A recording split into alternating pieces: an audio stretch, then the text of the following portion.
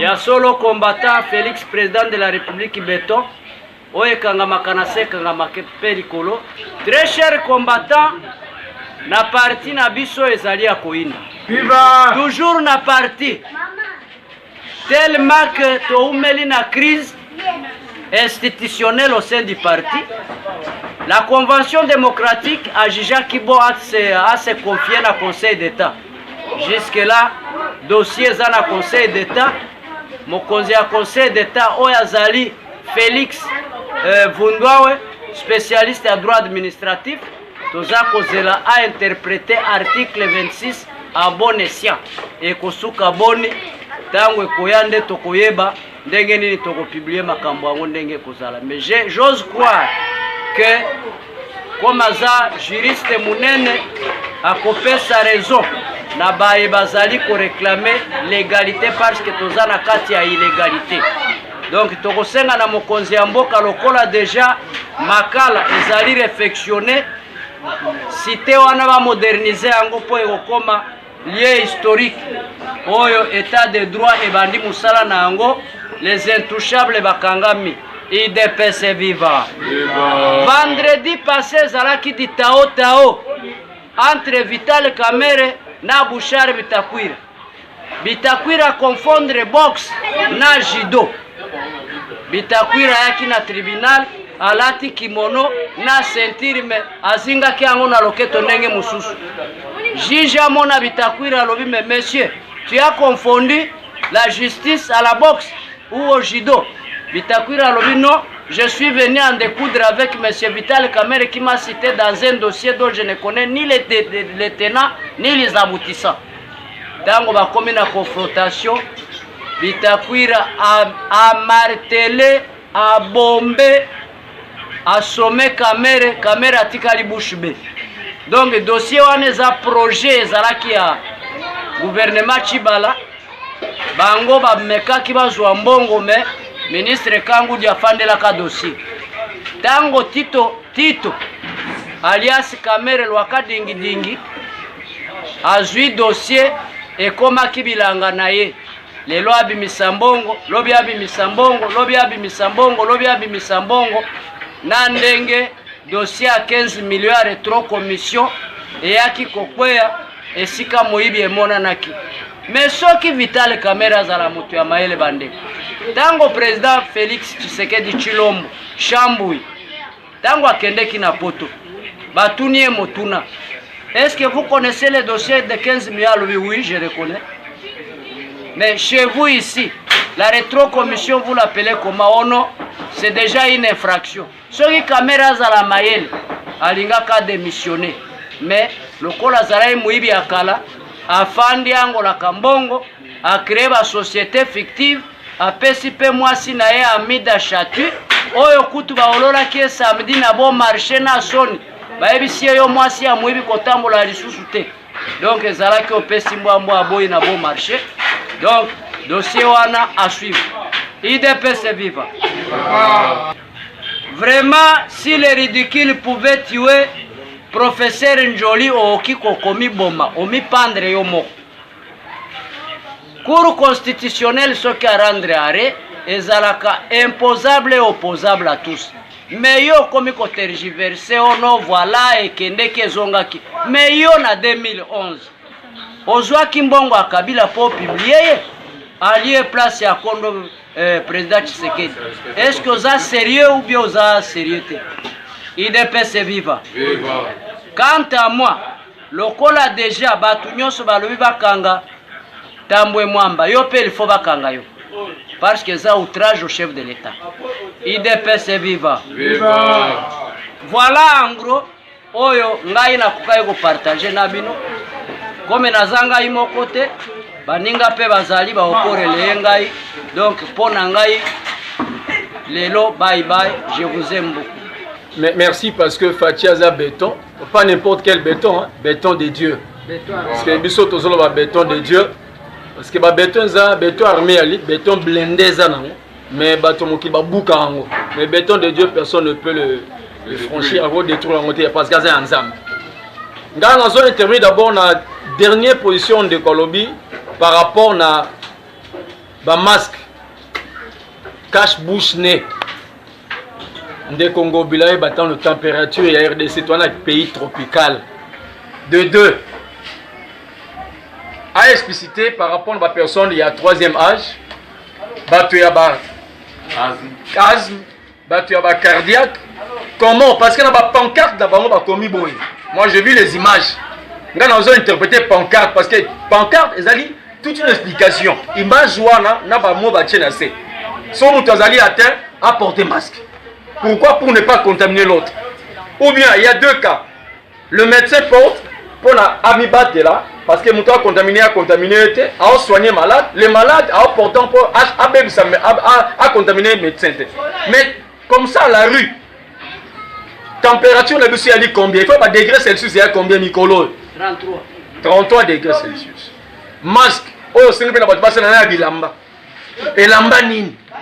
Parce que la bâtisse a bilamba, il y a du polyester, coton, soie, batintero, parce que basalango laine pezali, basalango laine pezali, no pepito pezali. Parce que basalango na quel lamba? Basalango na zikida, na kita.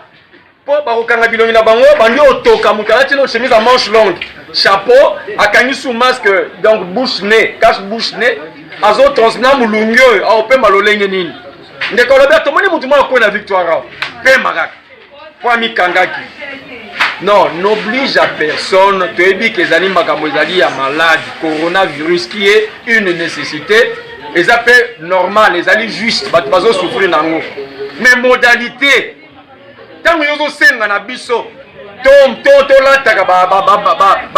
mais c'est la bino gouvernement provincial le président a institué que même le gouvernement provincial bino botte la peuple ba matériel ba masque on a câblé la biso en gauche parce qu'après 3 heures on doit changer masque il y a masque à porter à 3 heures au changer parce que mutasa na moté a la ta masque ya lamba pour sukola lisusu d'abord tobimisaka pema to bendaka pepem mais si on bloqué pema yo bimisa kozo bend après quelques jours il y aura pas complication à santé et compliqué santé ba dessous c'était heureusement sur un recours tu vas parler de quelle maladie maintenant parce que toi la pandémie coronavirus tant que tu vas azopema zo bendango ezala quelle sorte de maladie on peut s'en combonine Congo virus parce que pema kozong ça na ko benda to elikamuso kozo asimi wana on les cas expliquer bien parce que vous avez un manque de communication. Il n'y a pas vraiment une bonne communication. Même il y a un gouvernement provincial Nabiso, même il y a un gouverneur.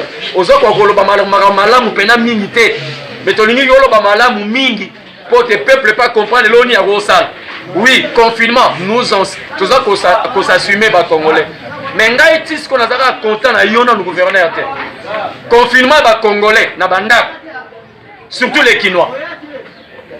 Mais bato bofuti bango ata quelque chose te otili bato ate eloko moko ya malonga te bato bako se débrouiller bango moko balia nini oloba même ke commune na Gombe basengi ke bato ke na ba magasin ba supermarché ko somba biloko bako somba bango na ba papier to na mbongo. Oui, ils vont sortir pour acheter les choses, les vivres. Bako somba biloko bako somba na nini.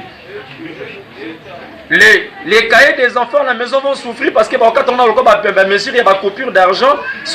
Parce que nous, au Congo, nous prions beaucoup. On va demander à l'Éternel Dieu, mets la main sur les papiers. Les papiers vont se transformer maintenant en monnaie pour que les gens soient non. Ces miracles les a révolus. Le temps de la manne les a déjà passés. Nous sommes dans le temps, il y a Baramoussous. D'où le gouverneur fait un effort. Pour nous, personne de conseil. Désir Nanga, pour ça, Nanga, ils ont démissionné. Parce que vous êtes incapables. Incapacité depuis le début jusqu'à aujourd'hui. Tu n'as rien prouvé aux Congolais Kinois que tu es capable. Vous allez incapable, démissionne, laisse que maintenant les Kinois parce qu'un véritable Kinois qui connaît comment est-ce que les Kinois vivent. Les Kinois ont des codes. Ils ont un langage Kinois. Langage Nabiso, attends, vous avez un nsele. Ngaza na kasabation na beti langage moko ya Kinois. Mutanse la comprendre que Kinois moko lobby. Attends, tu ne sais pas comprendre, tu ne comprendre qu'il y a des Kinois. Mais depuis, dans ton compréhension, c'est sur le branding. Donc tu es en contradiction, déphasage, n'a pas Kinois. Donc pour cela, le vrai conseil à tout moment, démissionne, messieurs. Va demander au président, Acha Moutousou comme étant gouverneur. J'ai dit pour vous, la page n'a pas babengaka biso ba combattant et non des militants. Un combattant, c'est celui qui combat jusqu'à la mort et jusqu'à la victoire finale. Communication au président de la République pour la pandémie tozanango, je crois aux hommes na kati masque. Maladie ezali vraiment ya solo pour na mikili mususu tozomona nde bato bazokufa. Na Kinshasa wape tozo connaître baka oyo bato bakufi oyo pe ba mususu bazalaki nango me babiki. La raison pour laquelle en tant que combattant de l'IDPS nazo lancer pe message na ba combattant nyoso ya IDPS tomi batela parce que liwa tango yaka ebetaka tango te. Maladi pe tango eyaka na vitesse mekendaka malembe pe sengaka mbongo. Pour l'instant, l'économie na biso ezali vraiment morose. Donc Tomi Batela, le malin voit le mal de loin et se cache. Nazozwa communiqué ya Ngobila. Ngobila aux annuls. Aux annuls pourquoi? Osimbi sa président nanga touche Nakin Bopeto. Président Kita apesa tonus na slogan wana ya Kin Bopeto, mais jusqu'à preuve du contraire yo mutozali censé ko gérer Kin et comme propre, mais musala na yo ba voyage kokenda kozonga. Na souhaité malheur na hotel.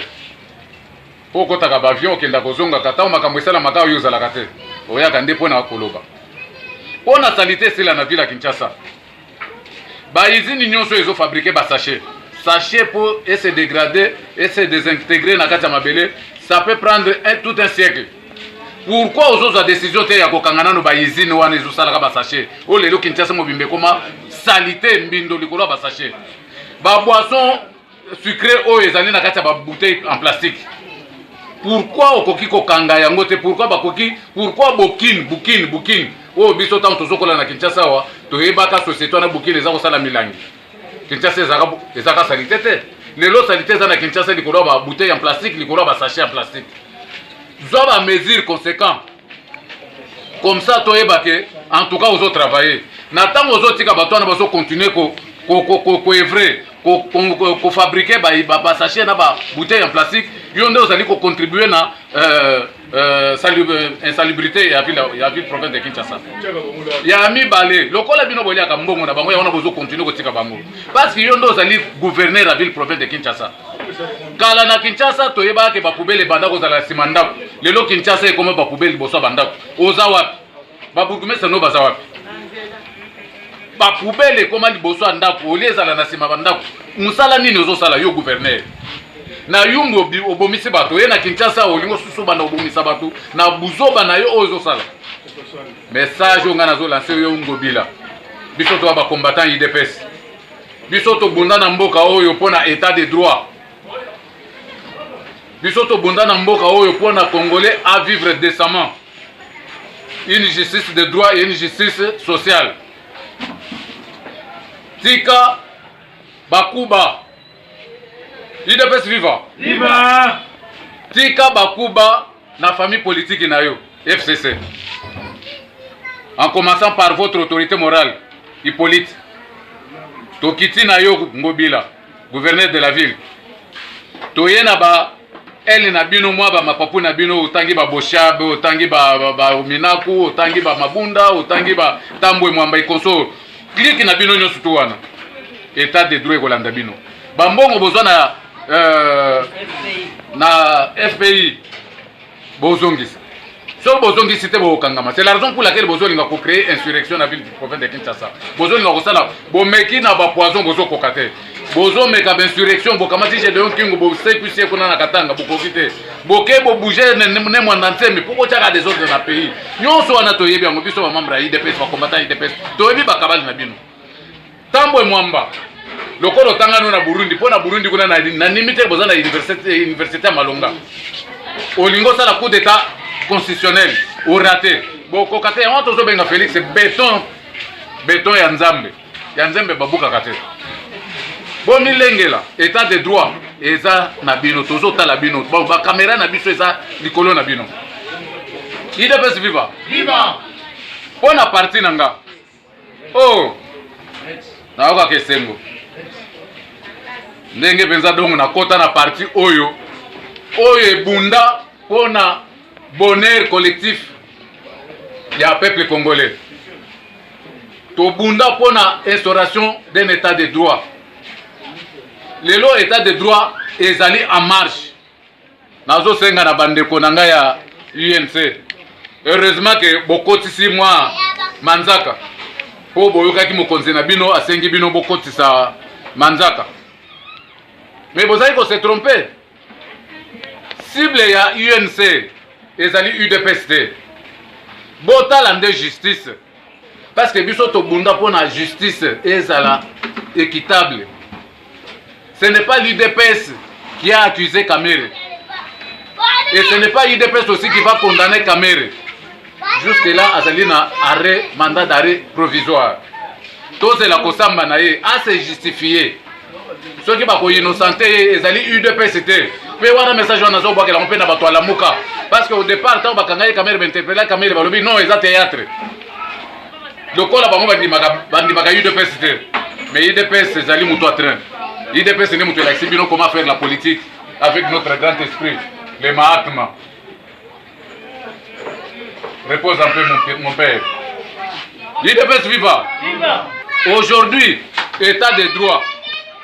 Mbongo oyo biso tozoluka. Tofuta ba nouvelle unité. Congolais abanda kolia ata 3 fois par jour. Mbongo oyo ezalaki destiné ke basomba ba bateau to banda ko pêcher. Awa na mboka na biso lac Kivu, lac Tanganyika, to fleuve Congo. Bambi sezopola, ezokufa na mai. Un individu akamati mbongo wana atia mpo na famille na ye, pona banoko na ye, pona bana na ye, pona ba makangu na ye, pona bana ba makangu na ye, mbongo ya leta. Na bandeko na ngai ya est ya Kivu, Bashi, ba beau frère, bocha na se. Mbongo wana ezaki mbongo po basalela bino banzela. Tozali na projet ya ko relier ba province nyonso ya Congo, ezala relier par route. Mais mbongo wana ke na poche ya mutu moko asali nini epa na bino kuna na Walungu. Nzela nini atongi asali na Walungu kuna. Immeuble nini izini nini atongi na Walungu wana. Boko continuer ko soutenir Moyibi te. Pour jusque là non peut pas condamner te kaza Moyibi. Mais lokola ba soupçon ezali kolona ye. Botika justice ça la mosala nango, botika haine tribal. Botika xénophobie eza malamu te. IDPS viva. Viva. Fayulu liambala na États-Unis. Olakisi besoin motema mabe yo zalaka nango. Baninga ba souhaiter ba condoléances na président de la République. Mais aux autres continuez que tout à tout que c'était auprès du grand esprit. Ah mon Dieu. Aux autres tout à tout que lorsque j'étais à côté de son grand frère. Est-ce que Gérard Moulumba ça a besoin de souhaiter ma condoléance? Félix ça a besoin de souhaiter ma condoléance. Il fallait être non. Parce qu'on dit on reconnaît les vrais amis dans le malheur. Tu vois amitié yo zalaka na mona Félix. Ezaki amitié ni. Okosa ke na liboso avant que de Genève que non en tout cas c'est toi notre candidat commun. Okomi na Genève kuna osali campagne motema mabe. Pourquoi okoke na motema ti okoya kokufa na motema mabe bongwama. Bongwama. Liambala na pété, tozo zela coronavirus ezonga et ici là, oya na Congo. Opposition ngo lukaki. Ba conseiller au sala opposition républicaine olingo sala te. Désordre bolinga botsala pour Félix a ressuscité, il y a pour soulever population okoki pété. Ville montre bato sa yote. Soulèvement populaire et tous bato sa opété. Donc le corps ezalaka nango domaine na biso. Biso neto za na segre wana ya ko paralyser ville. Okokate. Odiembela na yo vanda kimia zela 2028 on a 2023 okozala pété pe ba ko voter ka yo pété pour makambo biso to kosala na moi 2 ans et demi o etikali oyo eza minene corona oyo ekoleka eza nango mupepe ezoleka awa to bandi état de droit ba milliards ekozonga na caisse à l'état. Donc pour accomplir projet de société na biso na kati ya to zaka na ona IDPS. Nous allons vivre mieux comme tout autre pays oyo ba respecter la démocratie. Vanda kimie sikozali soko okubongwa mate okende lifelo na motema mabe oza nango UDPS viva Kabund na Kabuya. Finalement soki soni peze bomaka soni ekoboma bino te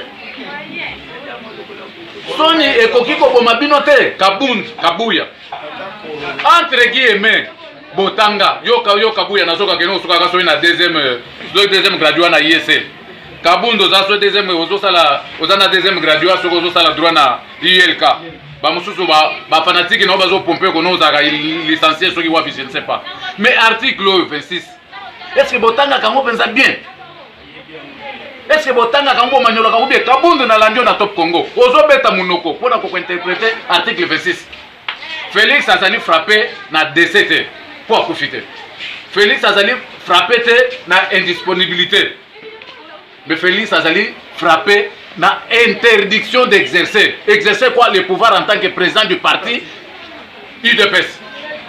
Ok? Kabundo Zokanga, article 26 c'est lobby. Félix azali frappé na interdiction d'exercer le pouvoir. D'exercer quoi? Le pouvoir en tant que parti, président du parti. Le grand esprit, le Mahatma. Zoka Yekonde Bosman. Le grand esprit. Donc mutoyo alekio Kabund na mayele musika yona Kabuya musika. Donc tant à réviser qui statut oil a été article 26 on a évoqué un jour ou l'autre notre grand esprit l'espoir du Congo les sauveurs du Congo a évoqué un jour à côté de la magistrature suprême. Mais une fois la magistrature suprême, le code de la constitution n'a pas fait que le président de la République a s'insérer dans ma partie, il y a moi ça l'article où un jour Dieu peut le prendre. Le lot Tozan a été. À son absence, parti donc il y a une instauré convention démocratique du parti CDP en sigle. Il y a une commission électorale permanente du parti. Le col existant de son vivant. Mais convention intégrale pour exister. Le C. Félix Antoine Tshisekedi Tshilombo. Comme Makila Naye. Il y a le grand esprit. Eza Katinaye. Boigna. Où est Zalaki Katinaye. Eza fait Katinaye. Accompli ça qui article 26. Parce que la convention démocratique est existait. C'était comment? C'était qu'aujourd'hui Félix n'a qu'à pouvoir. À quoi qu'on s'est géré sous la parti. Mais triumvirat il fallait banda. CDP. Commission électorale permanente du parti et le secrétaire général. C'est ça, ton poste. Ta poste plutôt. Donc, des fois, c'est nous, il y a poste président AIT.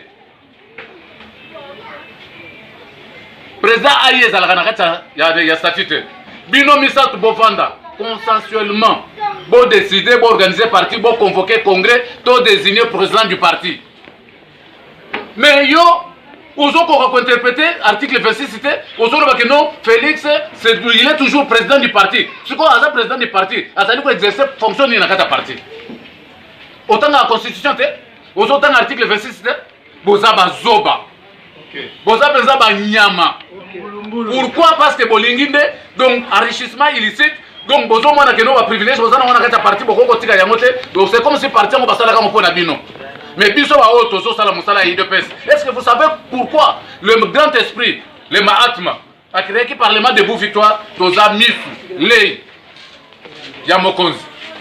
Et puis, UDPS ce sont les qui partis à Bakadre, mais le UDPS disparaît ça. Mais le col les alliés pyramides renversées, selon l'idéal, il y a pas père fondateur. C'est nous la base qui décide. Tu n'es pas le premier secrétaire général.